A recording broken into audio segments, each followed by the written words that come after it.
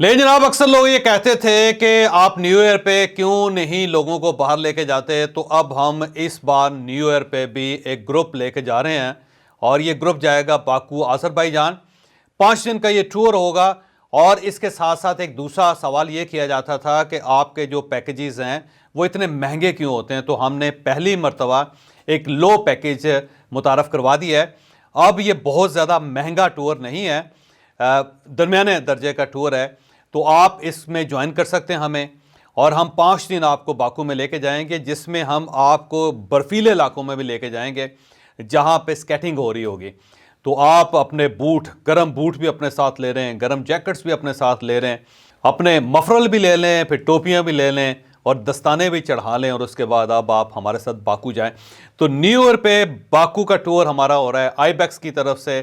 आपके पास नंबर्स आ गए हैं, आप इन नंबर्स पे रब्ता करके फौरी तौर पे अपना नाम ग्रुप में रजिस्टर करवाएं और हमारे साथ इस बार न्यू ईयर मनाएं बाकू के अंदर।